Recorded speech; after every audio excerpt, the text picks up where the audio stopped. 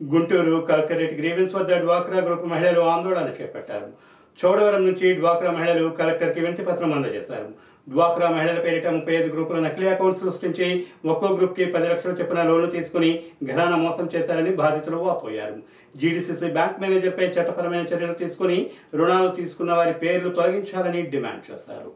ఈ డ్వాక్రా మహిళల మీద ఏ అకౌంట్ లేకుండా ఫేక్ అకౌంట్ ఈ లోన్ మొత్తం మాఫీ చేసేసి దీనికి పాల్పడ్డ వాళ్ళందరి మీద తగిన చర్యలు తీసుకోవాలి, కఠిన చర్యలు. మళ్ళీ తయారు కాకుండా ఇంత ముందులో ఒకసారి ఇలానే యానిమేటర్ మా ఊళ్ళో ఇంత ముందులో ఒకసారి జరిగింది. లాస్ట్ సారి ఆమె కాదని ఇంకోళ్ళని పెట్టాం.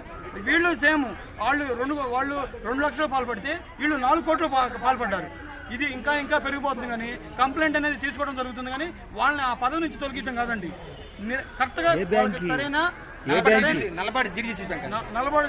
సరైన చర్యలు తీసుకోవాలి. వరకు ఆ పదవి నుంచి తప్పిస్తున్నారు వాళ్ళని. సేమ్ ఇప్పుడు బ్యాంక్ మేనేజర్ అయితే ఆ పదవి నుంచి సస్పెండ్ చేస్తున్నారు. కానీ కఠిన చర్యలు తీసుకోవట్లా, కఠిన చర్యలు తీసుకోవాలని కోరుకుంటున్నాను. బ్యాంక్ ఎక్కడ ఉందో తెలియదు, అసలు బ్యాంక్ ఎక్కడ ఉందో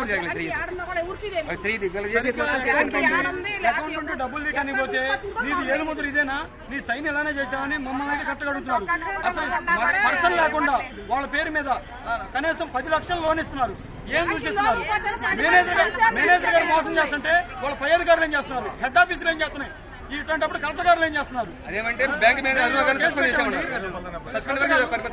రోజులు అవుతున్నాడు నేను కేసు పెట్టి. అక్కడ స్టేషన్ పరిధిలో వాళ్ళు ఏం చేస్తున్నారు, ఎంతవరకు వచ్చింది, ఎంతవరకు నడిచిందో తెలియదు. కానీ మా ఫీల్డ్ ఆఫీసర్ గారు డైలీ వస్తున్నారు. ఏంటంటే మీ తరపు నుంచి ఇంకేమీ వెళ్ళలేదండి, ఇంతవరకు వాళ్ళని పట్టుకోవడానికి కూడా ట్రైన్ చేయలేదండి అని చెప్తున్నారు.